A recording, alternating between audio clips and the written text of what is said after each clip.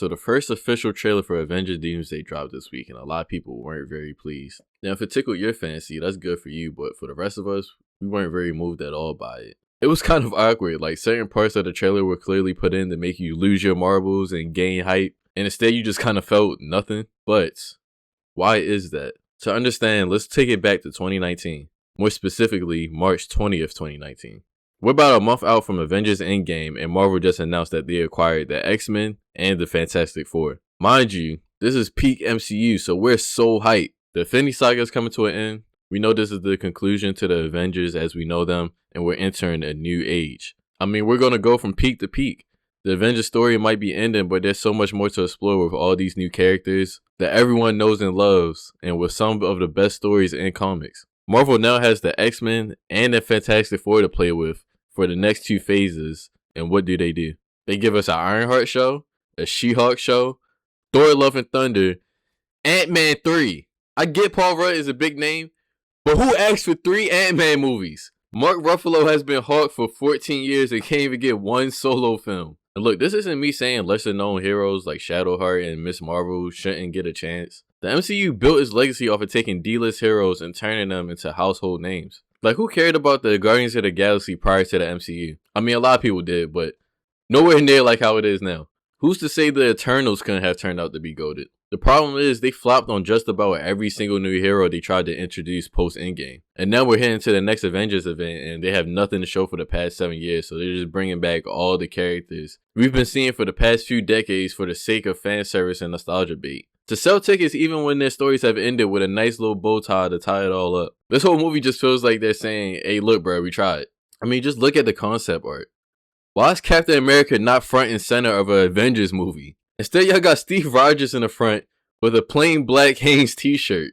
Also, why does Captain America not have any lines in the trailer for an Avengers movie? I mean, the moment Steve gave the shield to Sam in Avengers Endgame, I was already like, I don't know. Like, let's be honest, no one gave a damn about Falcon before he got the shield. He was like a comedic side character to Captain America, but I wasn't opposed to it. I'm like, okay, y'all got the next couple of years to convince me, and they have not. They did not sell us on Sam Wilson as Captain America prior to this movie like how they should have.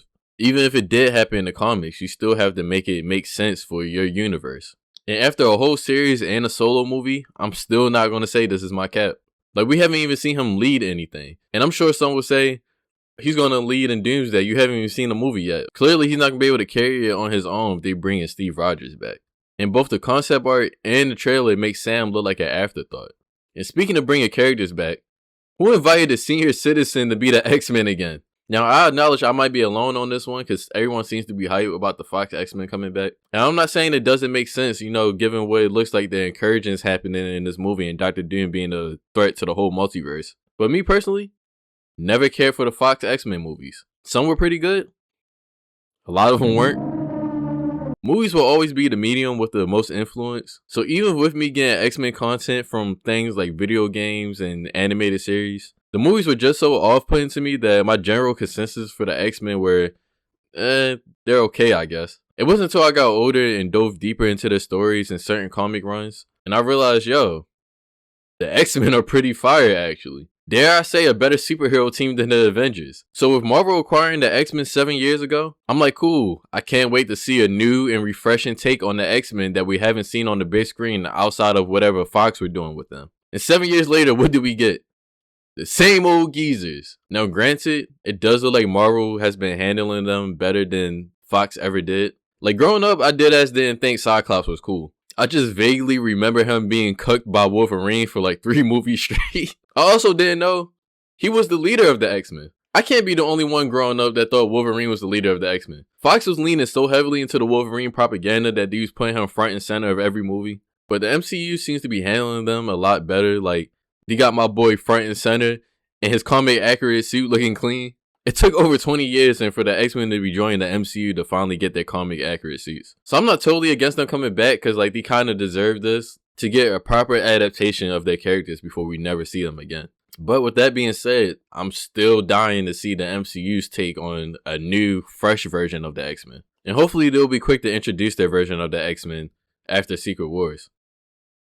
Hopefully. Now I've been doing a lot of yapping about who's in the movie and not really so much about the movie itself. And well, Look, I'm trying to find something nice to say, but I can't. It looks like shit. I mean, releasing this trailer about a week after Dune 3 trailer dropped, and the same week that Odyssey released in theaters was certainly a choice. Look at the practical set pieces and cinematography from those movies, and look how ugly Doomsday looks in comparison. With the scenes being shot almost entirely in a room full of green screens, you can tell none of this shit is real and is all CGI. And look, Marvel is no stranger to this. People have complained about this for years, but it's even worse now because in the MCU's glory days, they would cut your balls off if you said anything bad about those movies. So if you were being critical, you were in the minority because your voice was just being drowned out amidst everybody else who were hyped. But in 2026, people aren't so receptive to slop anymore. The demand for quality has gone up, and superhero fatigue is actually a real thing, but not in the way that some people think. Some people claim that all superhero movies are done and nobody wants to see them anymore, which is not true because people will still show up in large numbers to see superhero movies, but they just actually have to be good. Gone are the days of giving us movies that no one asked for with the same generic hero's journey we've been seeing for who knows how many years now, and that movie still earning $800 million. Thunderbolts and Fantastic Four were some of the best movies that Marvel has put out in years, and were they box office hits? Not even close. And Supergirl, holy mid. That movie flopped so hard, and not because it was offensively bad or anything. It was just so bland that nobody wanted to go see it. But if it came out in 2016, that movie would have cleared like 600 M's easily. And is this me saying Doomsday would flop too? Absolutely not. This movie is clearly making $1 billion.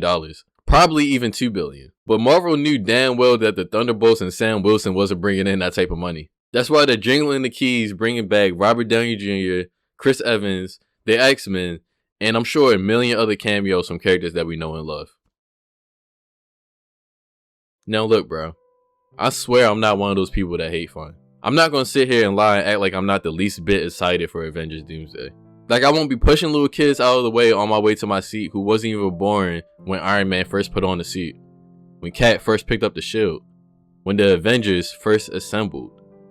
I hope it's good, but given the recent trend of the MCU and the multiverse saga as a whole, I'm not expecting much. I'm expecting to enjoy Doomsday as much as you would enjoy a double cheeseburger from McDonald's. You ever get one of those and the patties and the bun aren't aligned? It looks like someone stepped on it and it tastes like it has been sitting out all day. In your head while you're eating it, you might even manage to convince yourself that you like it. But then after it's all said and done and you're left with nothing but a crumbled up wrapper and a ketchup stain on the corner of your lip, you realize you're still dissatisfied. It didn't hit the spot like the way you wanted it to. To me, that sums up the multiverse saga as a whole and what I expect from Avengers Doomsday. Sure, it'll be cute to see Scott interact with Steve. The Avengers interacting with what looks like to be Tony Stark as Dr. Doom.